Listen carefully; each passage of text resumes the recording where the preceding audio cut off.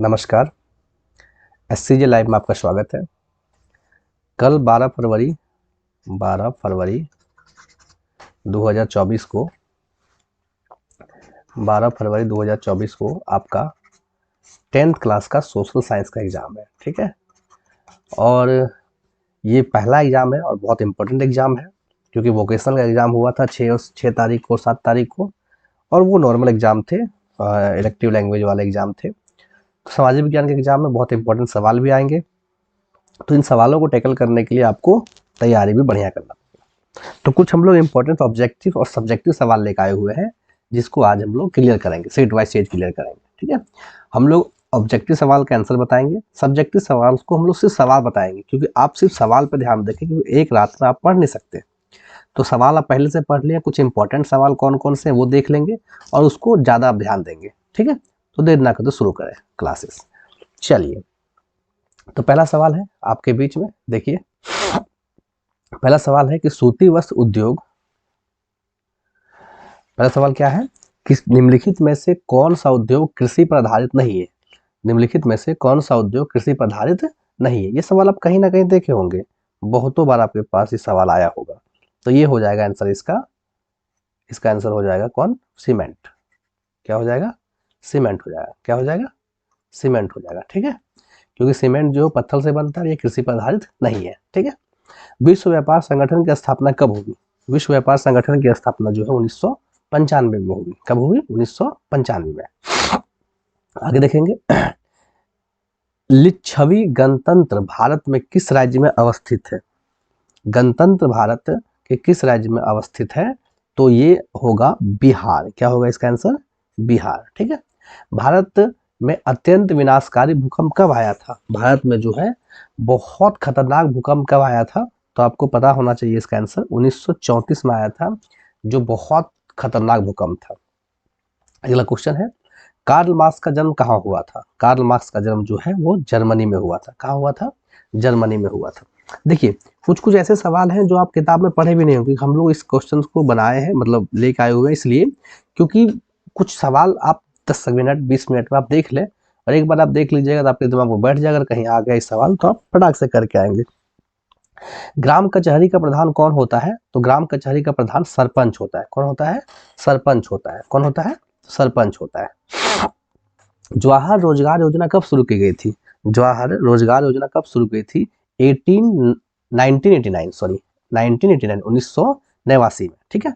नरेगा के अंतर्गत मजदूरों को साल में कम से कम कितने दिनों तक रोजगार मिलता है? आपको ये पता होना चाहिए कि नरेगा, जिसको हम लोग आम भाषा में मनरेगा बोलते हैं, इसमें साल में कम से कम जो है 125 दिनों तक, पहले 100 दिनों का था, अब जो है इसे क्या कर दिया गया है, 125 दिनों तक के रोजगार देने का लक्ष्य रखा गया है। इनमें से कौन सा सबसे लंबा राष्ट्रीय राजमार्ग है? NH2, NH3, NH5 और NH7, इनमें से कौन जो है सबसे लंबा राष्ट्रीय मार्ग है? तो NH7। मानव पूंजी मानव पूंजी के मुख्य घटक कौन से हैं? तो मानव पूंजी के मुख्य घटक जो है ज्ञान भी है, कौशल भी है, अनुभव भी है, इनमें से सभी है। क्या होंगे? इनमें से सभी। सर्वाधिक वर्षा कहाँ होती है? सर्वाधिक वर्षा जो है पूर्णिया में होती है, चेरापूंजी में होती है, कोची में होती है और मानिसराम में होती है। तो सर्वाधिक, सबसे अधिक वर्षा जो है वो मानिसराम में होती है, ठीक है। मानिसराम में होती है, ठीक है।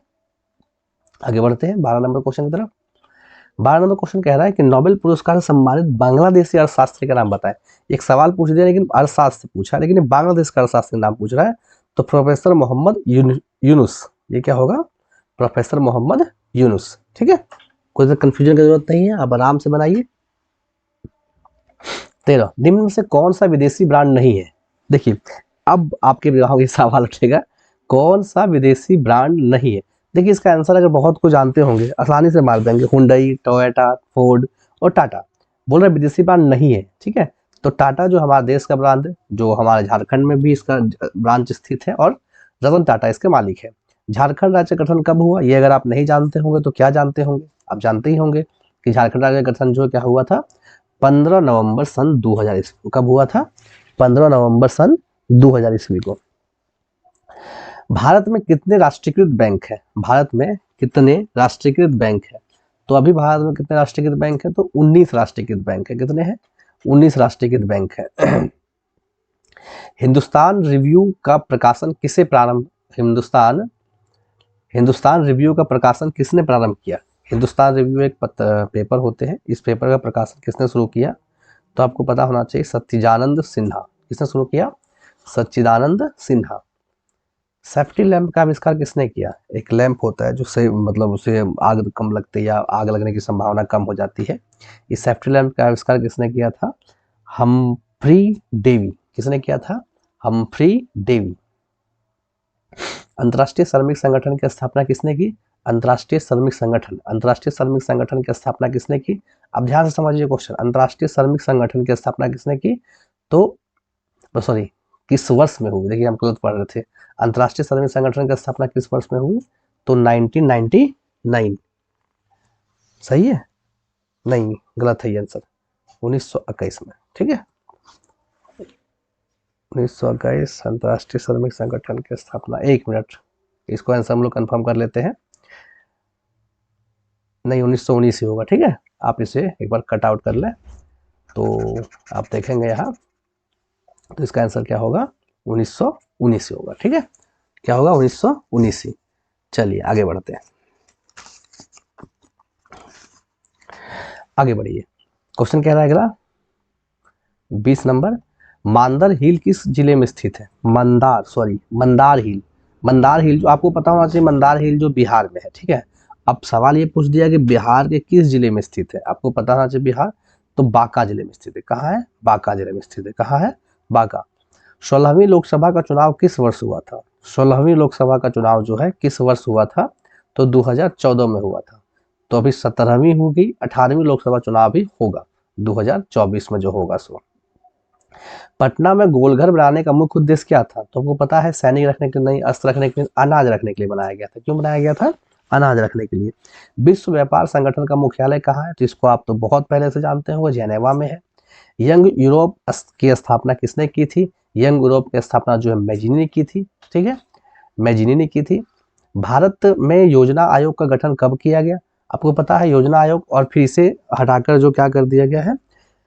नीति आयोग कर दिया गया। ठीक है, तो ये हट गया है वैसे, लेकिन आपको पूछा है कि भारत में जो है योजना आयोग का गठन कब किया गया था, तो आपको पता है होना चाहिए 15 मार्च 1950 को। कितना?